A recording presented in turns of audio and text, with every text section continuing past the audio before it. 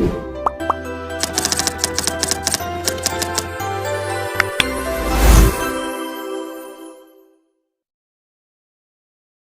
teman-teman semua, kembali lagi bersama kami yaitu PT Marvel.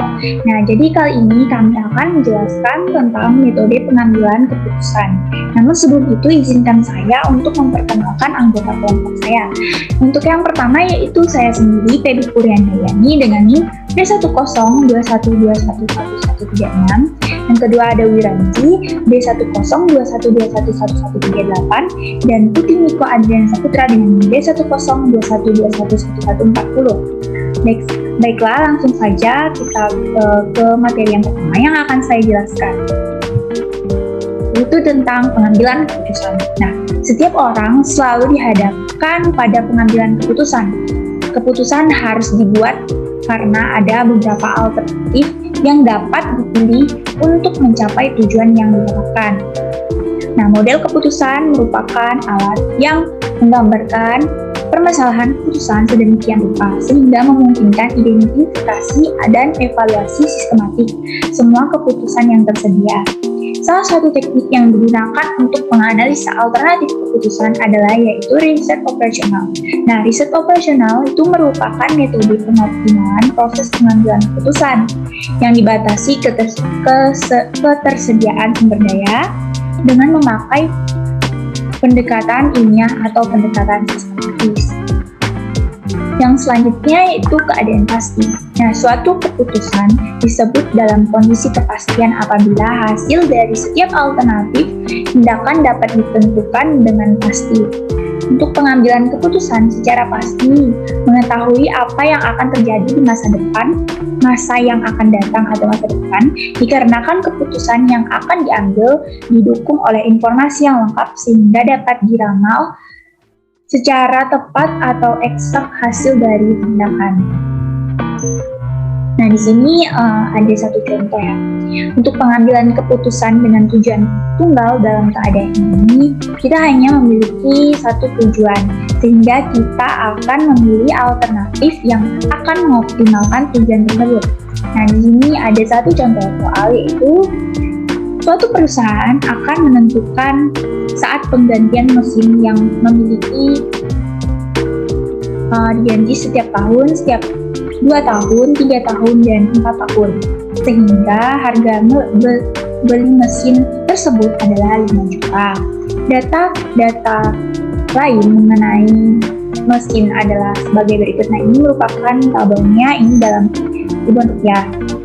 Untuk tahun yang pertama harga jualnya itu 3 juta, untuk tahun yang kedua itu 2.600.000, untuk tahun ketiga itu 2 juta, dan untuk tahun yang keempat itu 1.600.000. Biaya pemeliharaan untuk tahun yang pertama itu 500.000, untuk tahun kedua itu 800, dan untuk tahun yang ketiga itu 1 juta, dan untuk tahun yang keempat itu 2 juta.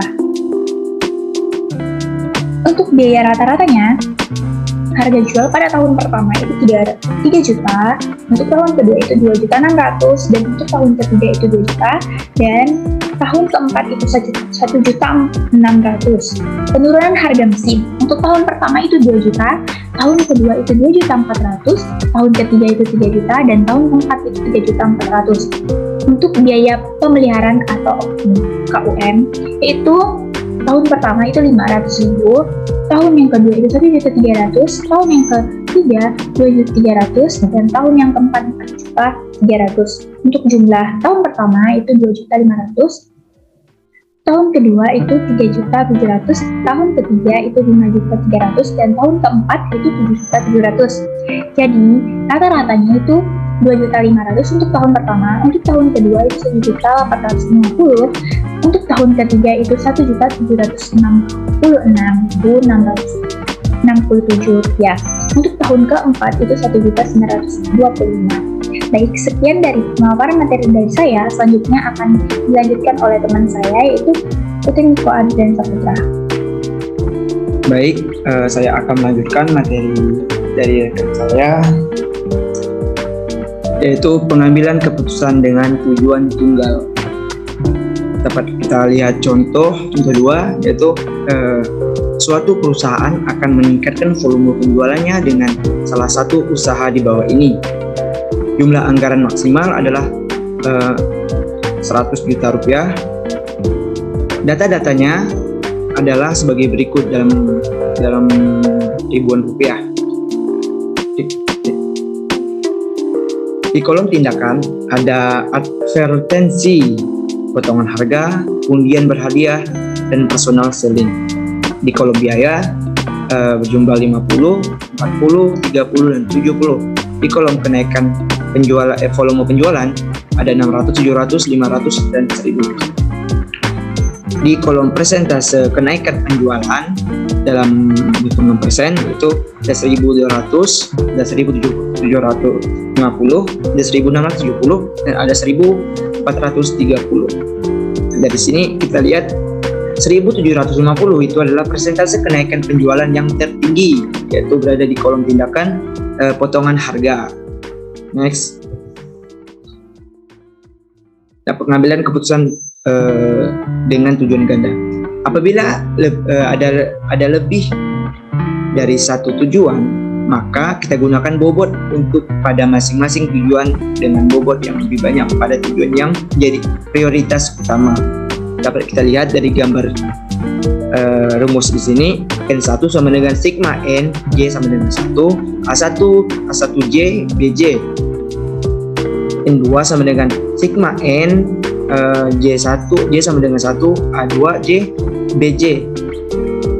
NM sama dengan sigma N, J1, J sama dengan 1, AMJ, BJ. Nah, di sini dapat diuraikan menjadi N1 sama dengan A11 dikali B1 ditambah A12 dikali B2 ditambah A1 seterusnya dan dikali B1 B seterusnya. N2 sama dengan A21 ditambah N2 sama dengan A21 dikali B ditambah A22 dikali B2 ditambah A2 seterusnya. NM sama dengan AM1 ditambah dikali B1 ditambah AM2 dikali B2 ditambah seterusnya. NI adalah presentase kenaikan atau pengurangan hasil yang diperoleh, sedangkan AIJ adalah hasil yang diperoleh dari strategi atau alternatif ke J. BJ adalah bobot untuk strategi alternatif ke J. Selanjutnya, contoh. Suatu perusahaan akan memasang iklan untuk menaikkan volume penjualan, menaikkan laba usaha, dan menaikkan harga sahamnya di pasar modal. Iklan akan dimuat di salah satu surat kabar A, B, C, dan D. Bobot setiap tujuan adalah 1 untuk kenaikan saham, 2 untuk kenaikan penjualan, dan 4 untuk kenaikan harga saham. Data-data yang ada adalah sebagai berikut dalam hitungan ribuan rupiah. Nah, di kolom surat kabar ada A, B, C, dan D. Di kolom biaya iklan ada 500, 400, 900, 600. Di kolom kenaikan penjualan ada 5.000, 4.000, 4.500, 9.900, dan 6.000. Di kolom kenaikan laba yaitu ada 2.000, 1.800, 500, 5.400, dan 2.400. Di kenaikan harga saham yaitu ada 500, 400, 700, dan 420. Nah, dapat kita lihat di sini dari kolom kenaikan harga saham yang tertinggi adalah 700, yaitu berada di baris C.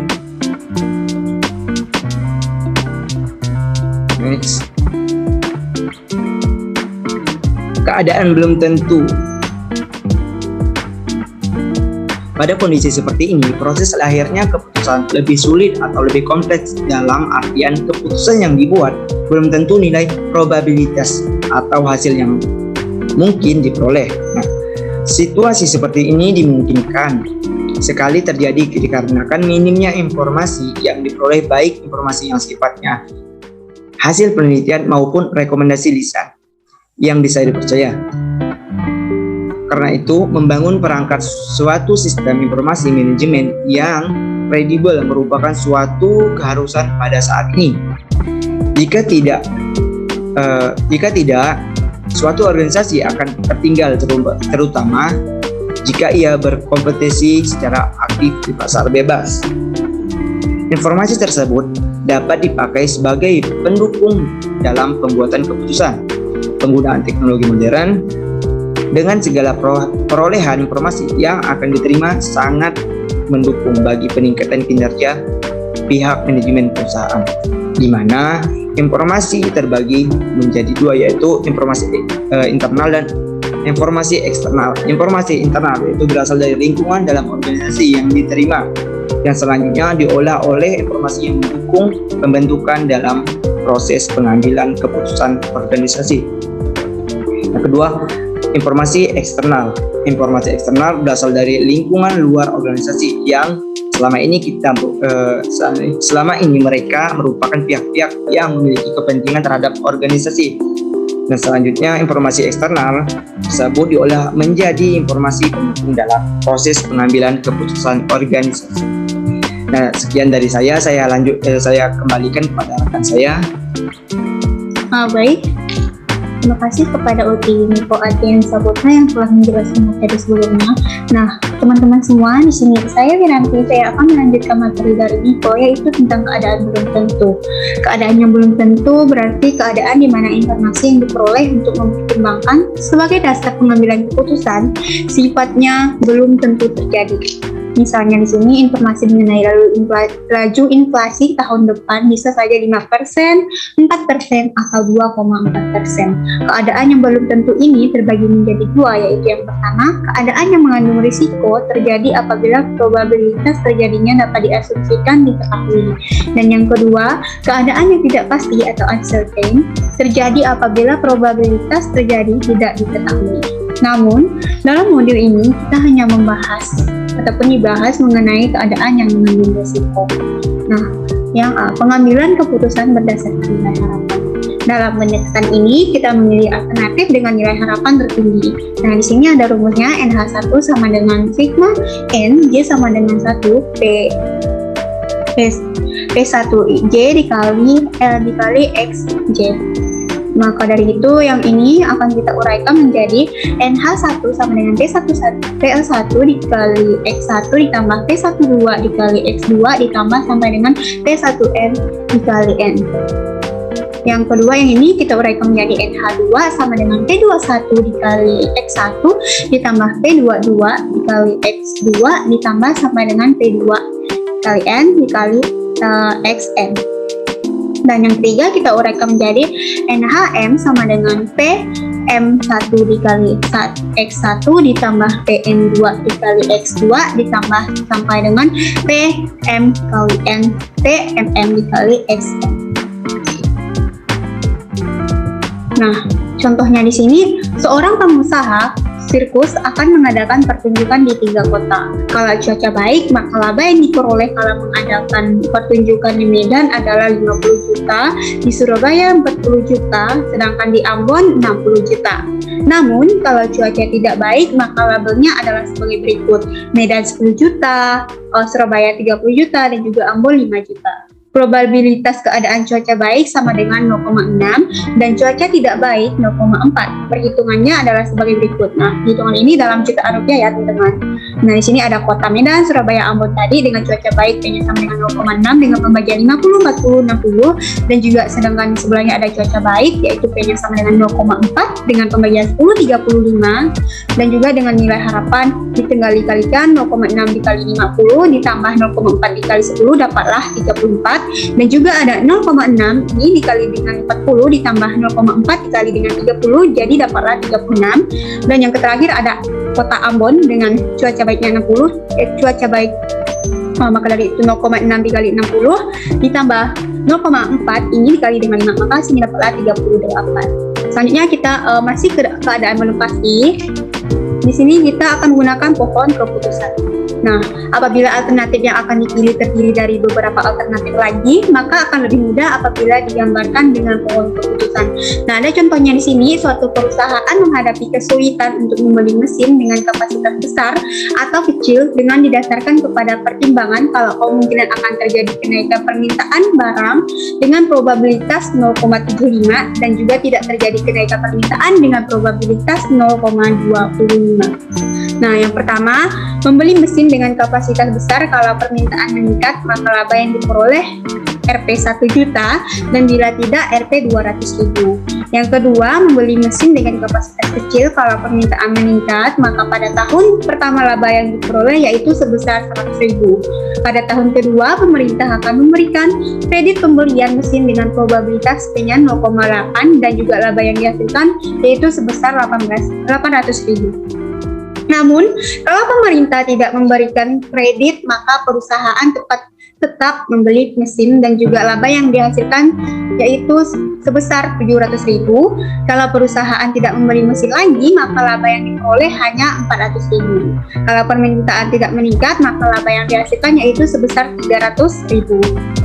Nah, ini tadi ya contoh dari pohon keputusan yang dari contoh permasalahan dari perusahaan tadi dengan mesin besar permintaan naiknya segini, maka dari itu dapatlah nilai harapan membeli mesin besar NH1 sama dengan 0,75 dikali 1 juta ditambah 0,25 dikali 200.000 yaitu dapatlah hasilnya 800.000. Sedangkan nilai harapan membeli mesin kecil ini permintaan NH2 sama dengan 0,75 dikali dengan 100.000 ditambah dengan 780.000 dan juga 0,25 P-nya tadi probabilitasnya dikali dengan 300.000 rupiah, maka dapat hasilnya 735.000. Nah, nilai harapan membeli mesin baru di tahun kedua NH2A-nya yaitu sekitar 0,8 dikali dengan 0,80 dikali dengan 800.000 dapat dikali lagi 0,20